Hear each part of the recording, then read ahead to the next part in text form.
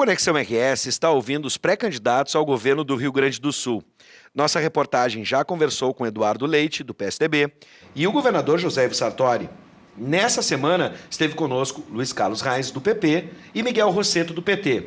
Hoje, quem está conosco é o vereador de Porto Alegre e pré-candidato do PSOL ao governo gaúcho, Roberto Robaina. Seja muito bem-vindo, vereador. Muito obrigado, boa tarde aos telespectadores, obrigado pelo convite. Bom, você de casa pode mandar perguntas e participações pelo 99588-2374, apenas mensagem de texto pelo WhatsApp. A primeira pergunta que a gente tem feito, vereador, é a seguinte.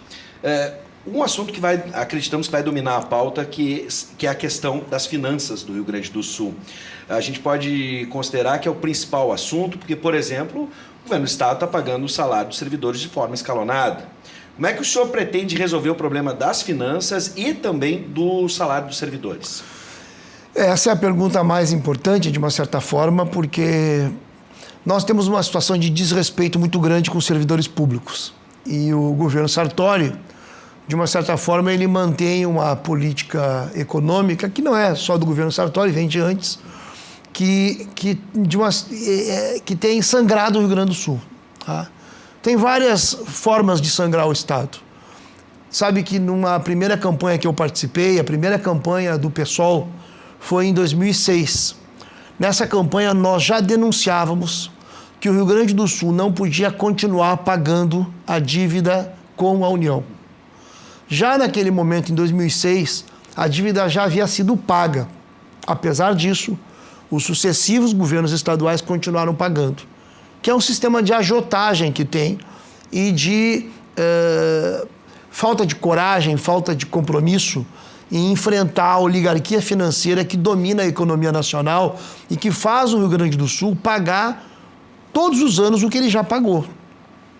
Eu acho que isso é importante porque o tema da dívida, nós tivemos um acordo da dívida no Rio Grande do Sul, que envolveu o PMDB e o PSDB, lá em 98, que foi um acordo, se nós corrigirmos esse acordo em termos de valores, para falar em valores corrigidos, porque se não corrigir os valores fica muito distorcido. Mas nós tínhamos uma dívida que, corrigido os valores, seria mais ou menos equivalente a 42 bilhões e 600, 700 milhões de reais a dívida total. De lá para cá, até 2017, que são os números nós pagamos mais de 25 bilhões. Então era uma dívida de 42 bilhões, nós pagamos 25 bilhões e a dívida total atualmente é 58 bilhões. Pode? Isso não fecha. Porque é juros sobre juros. Isso é tão ilegal, que o Supremo, já em 2017, deu o ganho de causa. Isso é importante os telespectadores terem presente, porque o povo nosso tem presente, que o próprio Supremo Tribunal Federal, que não é um órgão de justiça, digamos, muito justo, o Supremo Tribunal Federal tem feito muitas coisas erradas, mas é o principal órgão da justiça brasileira. E o principal órgão da justiça brasileira deu uma liminar favorável ao Rio Grande do Sul, tanto que agora a dívida não está sendo paga, tem uma suspensão do pagamento, né? Isso são 3 bilhões e 300 milhões ao ano, que se drena do Estado.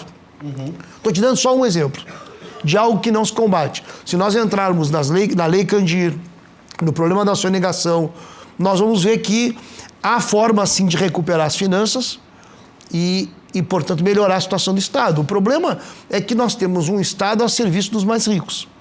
Assim como no plano nacional, nós temos hoje uma democracia falsa, dominada pelo dinheiro, por empreiteiras, por banqueiros, por esquemas de corrupção.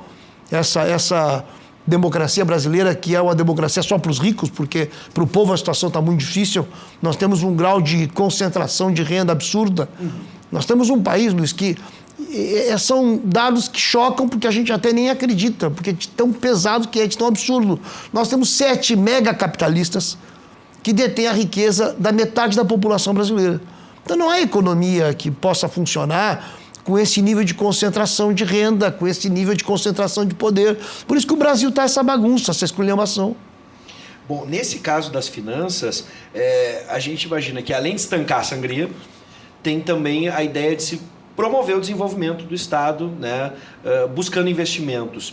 O governo Tasso usou depósitos judiciais. Sim. Como é que o senhor pretende buscar o financiamento da máquina pública? Mas é que eu acho que tem que, em primeiro lugar, terminar a sangria. Porque Sim. se tu termina a sangria, primeiro da dívida, que é um tema que em 2006, eu falava de 2006, porque quando nós falávamos que a dívida não podia ser paga, que ela já havia sido paga, os grandes meios de comunicação tratavam a proposta do pessoal como algo lunático, isso não é exequível. Bem, atualmente até o governo Sartori, no caso antes foi o governo do Rigoto que começou essa ação judicial, até o Supremo Tribunal Federal deu por liminar ganho de causa para não pagar.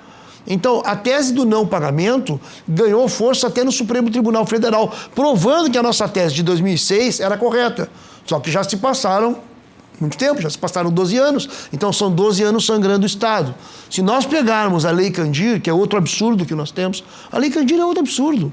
Nós temos uma dívida da União para com o Estado, nesse caso, de 50 bilhões. É mais do que toda a receita que o Estado recebe no ano, muito mais do que toda a receita. É quase o estoque de toda a dívida, porque a dívida está em 58 bilhões, o Estado tem para receber da União 50 bilhões. Como é que foi feito esse negócio da Lei Candir? Qual é o nível de absurdo que tem?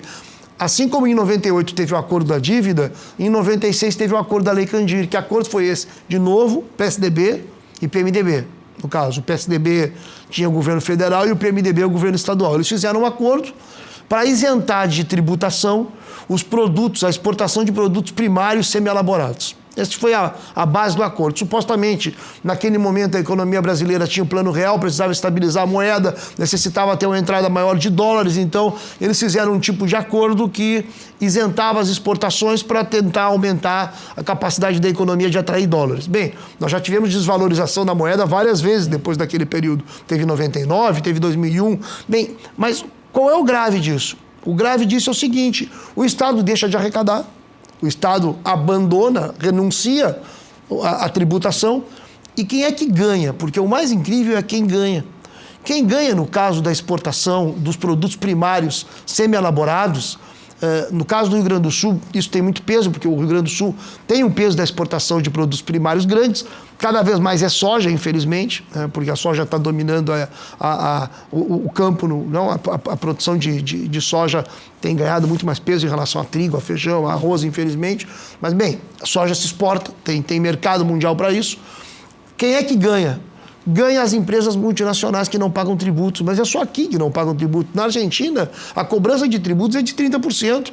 Cargill, Bunge, ADM, são empresas multinacionais. Como é que essas mega empresas multinacionais que monopolizam o comércio mundial agrícola não vão pagar tributos?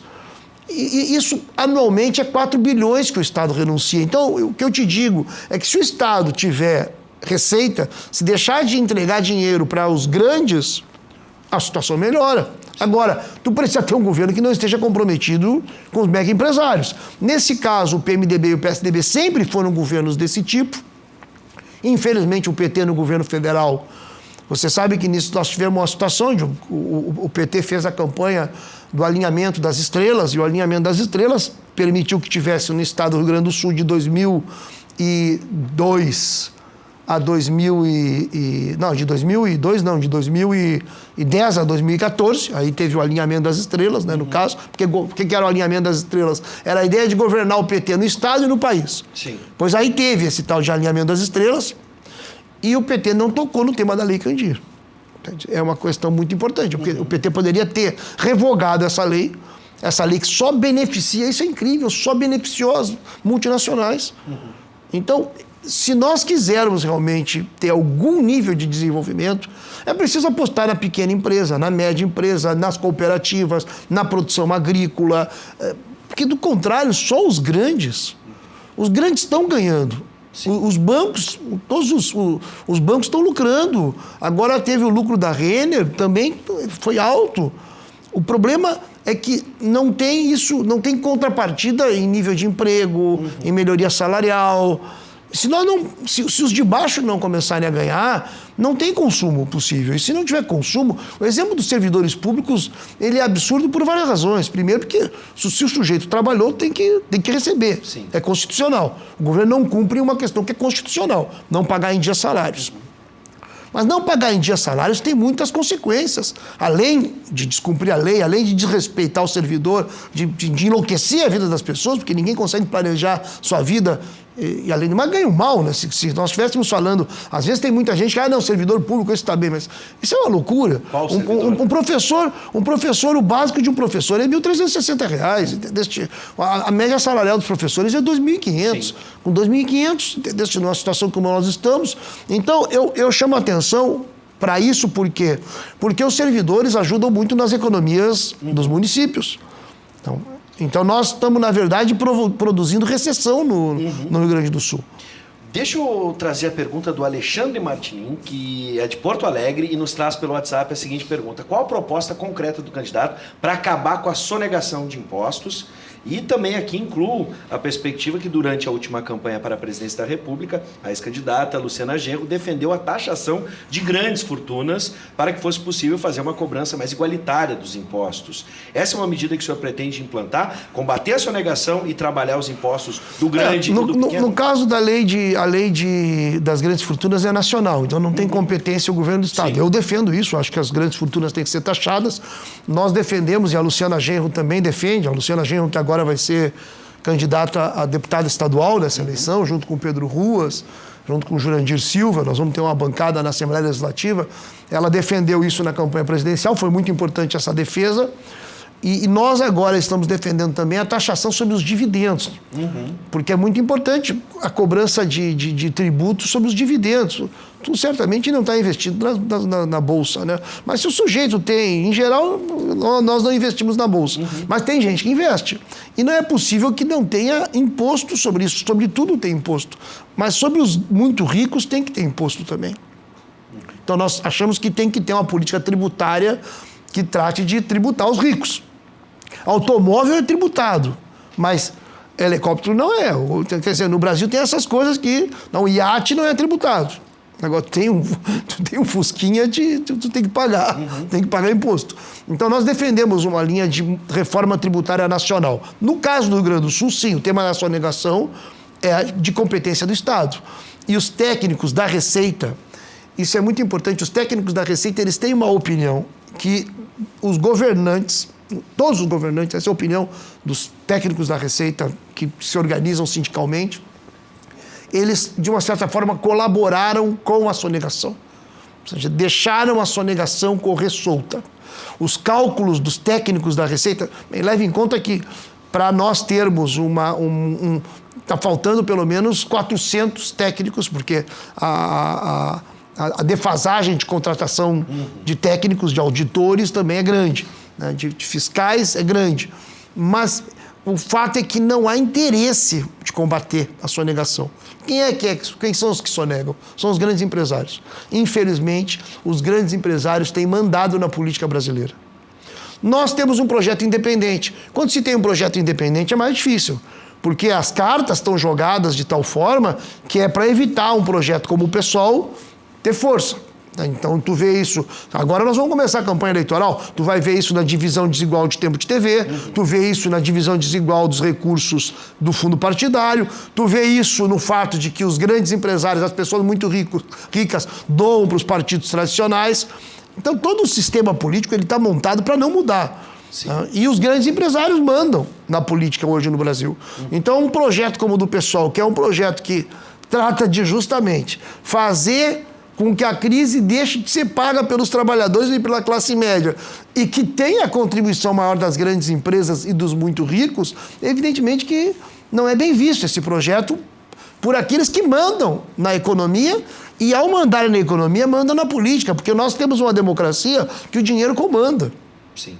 Pela corrupção, mas também não só pela corrupção, também por meios legais. Outro tema que acreditamos que vai ser pauta este ano para o governo do Estado é a questão da segurança pública. Tu sabe, Luiz, deixa eu te dizer uma coisa sobre a sonegação. O cálculo é que se perde cerca de 3 bilhões ao ano ao não combater a sonegação. 3 bilhões ao ano. Esses 3 bilhões ao ano, para que tenham estimativa, bem, isso é mais do que todo o orçamento da assistência social, da habitação, da cultura, somados. Sim. Somados. Começa já... Esse recurso da sonegação é o que poderia já começar a resolver os nossos problemas vinculados à segurança, porque o orçamento é mais ou menos o mesmo.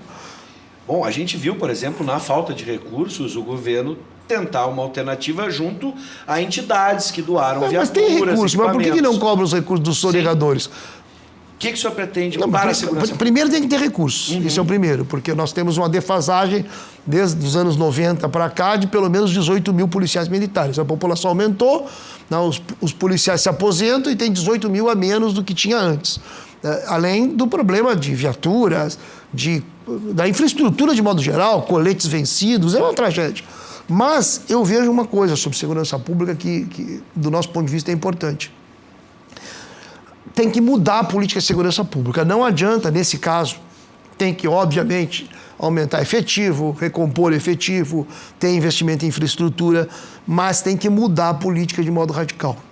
Mudança da política significa o quê? Atualmente, os governos, e o governo Sartori nisso tem uma característica que é as características, em geral, da política tradicional, tem sido assim, a política de segurança pública tem sido essa ao longo dos anos. Centrar a política na prisão, no encarceramento da juventude dos bairros periféricos vinculadas com o negócio ilegal de drogas. Nós achamos que a questão das drogas tem que ter uma mudança da política de drogas. A ideia de guerra às drogas que foi levada adiante no país, já de uma certa forma recuperando uma política que veio da época do Nixon na ONU, essa política faliu. O Rio Grande do Sul já está começando a ter milícias. O que são as milícias? As milícias do Rio de Janeiro, elas estão tomando conta da segurança pública. Ou seja, já não é só o traficante, é o policial que se vincula com o tráfico, onde tu já não consegue mais discernir quem é polícia e quem é bandido, no caso. Ou seja, o policial, o tráfico está ganhando tanto peso na economia brasileira, porque o tráfico ilegal faz o quê? Faz com que a taxa de lucro seja determinada pela capacidade de violência de controle de território. Então, ele obriga a ter um tipo de investimento que é o investimento na militarização do negócio. Ao ser ilegal, o que determina a taxa de lucro é a capacidade de controle de território. E essa política de guerra às drogas, ela já fracassou, já tem vários estudos e vários... E aí não precisa ter uma posição radical, não precisa ser esquerdista, não precisa ser nada disso. Tem que ter sensatez para concluir isso. Tanto que na ONU já há estudos de que é preciso mudar essa política. O Brasil necessita mudar a política das drogas. Não pode mais ter como centro prender jovens envolvidos com o tráfico ilegal. Isso vai levar a milícias, vai levar o crime cada vez mais se infiltrar na polícia. É o que aconteceu no Rio de Janeiro. Nós tivemos uma perda grande, nós do PSOL. Nós tivemos uma vereadora que foi assassinada porque ela fazia denúncia de quem? Da polícia, dos abusos policiais. Sim. Mas quem é que está envolvido no assassinato dela? São as milícias, são os policiais que estavam vinculados com o tráfico de drogas. Então é preciso mudar a política de drogas. A questão das drogas tem que ser envolvida com educação e com saúde. Qual é o centro nosso? Como isso compete ao governo federal? Porque a política de drogas está ligada à Constituição Nacional. Então, não cabe ao governo estadual, no caso, mudar a legislação, é um tema nacional. Mas cabe sim ao governo estadual orientar a polícia. Se a polícia vai ter como centro a questão do tráfico, ou se a polícia vai ter como centro, que é o que eu defendo, o combate a homicídios, a latrocínios e a feminicídios. Isso é muito grave. Se nós pegarmos, no caso de Porto Alegre, que é onde eu realmente sou um especialista, porque eu sou vereador, Porto Alegre eu conheço, é verdade que o Estado é muito grande, então é evidentemente que a gente tem um conhecimento desigual da realidade do Estado. Eu conheço muito bem da capital, porque sou vereador. Em Porto Alegre, Luiz, nos últimos 7 anos, de 2011 para cá, nós tivemos uma situação absurda, nós tivemos já 4 mil homicídios. 4 mil homicídios, só em Porto Alegre, só na capital. Nós temos, em termos de latrocínio, também uma situação absurda. Crimes contra as mulheres é enorme. Nós tivemos, em 2017, 22 mil mulheres com lesões corporais. Sim. A prioridade da polícia tem que ser essa, tem que ser combate ao homicídio. O crime contra a vida é muito mais importante. Combater o crime contra a vida. Mas daí tu tem que priorizar, porque a polícia não pode fazer tudo. Então ela tem que priorizar. E nós temos um caso grave. Não passa de 10% o número de homicídios que são esclarecidos. Sim.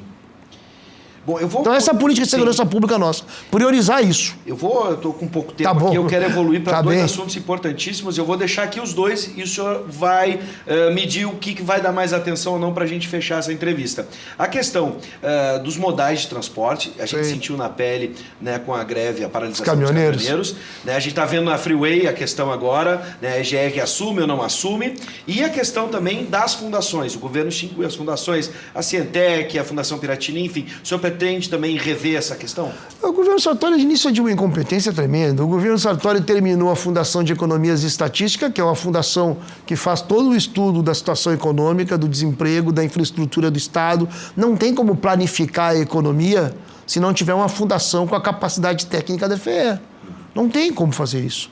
O governo do Estado fecha essa fundação e contrata a FIP, que é um outro instituto paulista, para fazer esses estudos. Quer dizer, o governo, um instituto privado, no caso, mas não faz nenhum sentido. O governo tem um corpo técnico de altíssima qualidade. Isso serve para a Cientec, serve para todo tipo de infraestrutura, ou seja, da inteligência do Estado. O governo está liquidando a inteligência, a capacidade de planejamento do Estado. Então, realmente é muito grave o que o governo está fazendo. Sem economia, porque não tem economia nisso. Se tivesse economia, ainda podíamos discutir. Nós estamos falando de economias, o quê? 200 milhões. Quando eu estou falando de valores da dívida de 3 bilhões e 300 milhões, quando eu falo da sonegação, eu falo de 3 bilhões por ano. Quando eu falo de isenção fiscal, que é outro problema gravíssimo que nós temos, eu falo de outros 4 bilhões. Quer dizer, são outros montantes muito mais pesados. Para te ter uma ideia, o que o governo economizaria com as fundações, com a extinção das fundações, é menos da metade do que ele deu de isenção fiscal para uma única empresa no estado do Rio Grande do Sul, que gerou 5 empregos, que é essa Videolar, nessa política absurda de isenções fiscais que o Sartori tem, nesse caso, infelizmente, também com voto de toda... Aí votou todo mundo, votou junto com o governo, o PDT, o PT, os deputados do PT, com exceção do Pedro Ruas, que votou contra. Mas, bem, isso... Sobre modais... É muito importante. Eu moro na Ilha da Pintada, né? Então, a Ilha da Pintada, o ônibus da Ilha da Pintada para o centro é 45 minutos. Isso quando não tem engarrafamento. Se nós tivéssemos ali já um catamarã, se chegaria da Ilha da Pintada ao centro com 7 minutos. Bem, e a região do estado, tem várias regiões do estado, que, se nós pegarmos aí a capacidade do Jacuí, chegar até Cachoeira, se nós investíssemos no modal hidroviário, evidentemente que nós íamos ter uma relação muito melhor com os nossos rios, que estão cada vez mais poluídos, além do mais. Então, e eu acho que tem espaço para isso, né? No caso da Quetsul, por exemplo, que fez Porto Alegre e Guaíba, eles têm interesse, eu sei que eles têm interesse. Nisso é preciso ter política para...